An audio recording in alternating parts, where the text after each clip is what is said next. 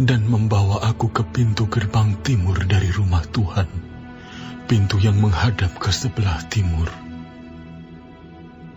Lihat, di dalam pintu gerbang itu ada 25 orang, dan di antara mereka kulihat Yaasanya bin Azur dan Pelaca bin Benaya, yaitu pemimpin-pemimpin bangsa. Firman-Nya kepadaku, "Hai anak manusia, inilah orang-orang yang merancang kedurjanaan dan menaburkan nasihat jahat di kota ini, yang mengatakan, bukankah belum lama berselang rumah-rumah kita dibangun kembali? Kota inilah periuk dan kita dagingnya. Oleh sebab itu, bernubuatlah melawan mereka. Bernubuatlah, hai anak manusia." Maka roh Tuhan meliputi aku, dan Tuhan berfirman kepadaku, "Katakanlah, beginilah firman Tuhan. Kamu berkata-kata begini, hai kaum Israel, dan aku tahu apa yang timbul dalam hatimu. Orang-orang yang kamu bunuh di kota ini bertambah banyak, dan kamu penuhi jalan-jalannya dengan mereka. Oleh sebab itu, beginilah firman Tuhan Allah. Orang-orang yang kamu bunuh di kota ini, merekalah dagingnya, dan kota inilah periuk. Tetapi kamu akan kugiring keluar dari dalamnya. Kamu takut kepada pedang, tetapi aku akan mendatangkan pedang atasmu. Demikianlah firman Tuhan Allah. Aku akan menggiring kamu keluar dari dalamnya dan menyerahkan kamu di tangan orang-orang asing dan menjatuhkan hukuman-hukuman kepadamu. Kamu akan berbahan karena pedang, dan di tanah Israel aku akan menghukum kamu, dan kamu akan mengetahui bahwa akulah Tuhan. Kota ini tidak akan menjadi periuk bagimu, ataupun kamu seakan-akan daging di dalamnya. Di tanah Israel aku akan menghukum kamu. Dan kamu akan mengetahui bahwa akulah Tuhan, karena kelakuanmu tidak selaras dengan ketetapan-ketetapanku, dan peraturan-peraturanku tidak kamu lakukan. Bahkan engkau melakukan peraturan-peraturan bangsa-bangsa yang di sekitarmu. Maka, sedang aku bernubuat, matilah Pelaca bin Benaya. Lalu aku sujud dan berseru dengan suara nyaring. Kataku, aduh, Tuhan Allah, apakah Engkau menghabiskan sisa Israel? Kemudian datanglah firman Tuhan kepadaku.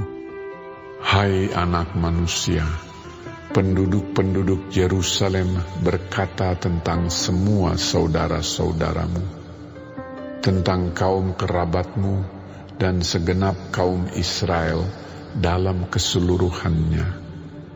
Mereka telah jauh dari Tuhan. Kepada kami tanah ini diberikan menjadi milik. Oleh sebab itu, katakanlah, beginilah firman Tuhan Allah. Walaupun aku membawa mereka jauh-jauh di antara bangsa-bangsa dan menyerahkan mereka di negeri-negeri itu, dan aku menjadi tempat kudus yang sedikit artinya bagi mereka di negeri-negeri di mana mereka datang. Oleh sebab itu katakanlah, beginilah firman Tuhan Allah.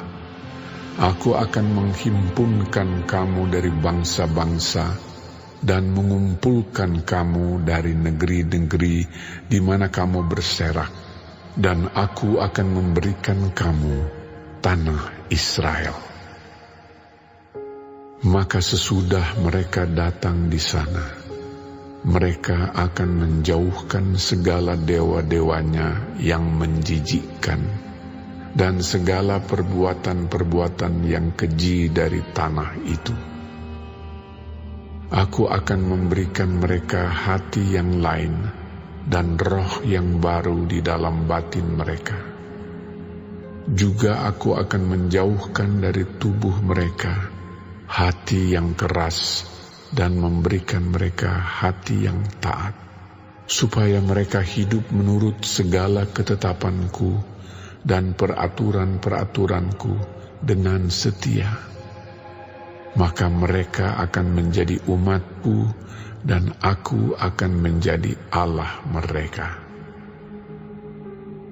Mengenai mereka yang hatinya berpaut pada dewa-dewanya yang menjijikkan dan pada perbuatan-perbuatannya yang keji, aku akan menimpakan kelakuan mereka atas kepalanya sendiri. Demikianlah firman Tuhan Allah. Maka kerub-kerub itu mengangkat sayap mereka, dan roda-rodanya bergerak bersama-sama dengan mereka. Sedang kemuliaan Allah Israel berada di atas mereka. Lalu, kemuliaan Tuhan naik ke atas dari tengah-tengah kota dan hinggap di atas gunung yang di sebelah timur kota. Dan roh itu mengangkat aku dan membawa aku kembali di dalam penglihatan yang dari roh Allah ke negeri Kasdim kepada para buangan. Lalu menghilanglah penglihatan yang kulihat itu daripadaku.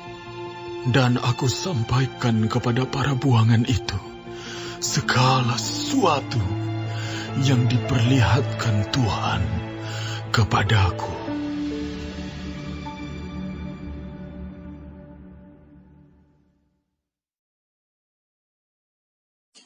Shalom semua jemaat Tuhan, kembali kita di dalam pendalaman Alkitab Clear Sight. Sekarang kita sudah memasuki kitab Yehezkiel 11. Tuhan Yesus memberkati. Yajanya bin Ajur dan Pelaca bin Benaya dituduh telah menyesatkan penduduk Yerusalem dengan menyatakan bahwa kota itu bagaikan periuk yang akan melindungi daging di dalamnya dari terbakar oleh api tungku. Daging itu adalah penduduk yang bertahan di kota Yerusalem dan melawan penghukuman Allah melalui Babilonia. Siapa yang berani menentang kedua pemimpin itu akan dibinasakan. Tuhan menegaskan melalui Yehezkiel bahwa justru mereka yang dibinasakan oleh kedua pemimpin jahat itu yang di mata Tuhan akan selamat, sedangkan mereka yang merasa aman di Yerusalem akan ditarik paksa keluar untuk dibinasakan karena dosa-dosa mereka. Di dalam ayat 7-12.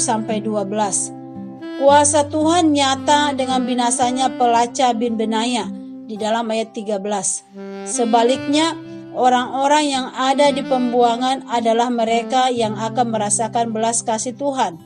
Mereka yang menyerah kepada penghukuman Allah karena sadar akan dosa mereka dan akan disucikan oleh Allah sendiri.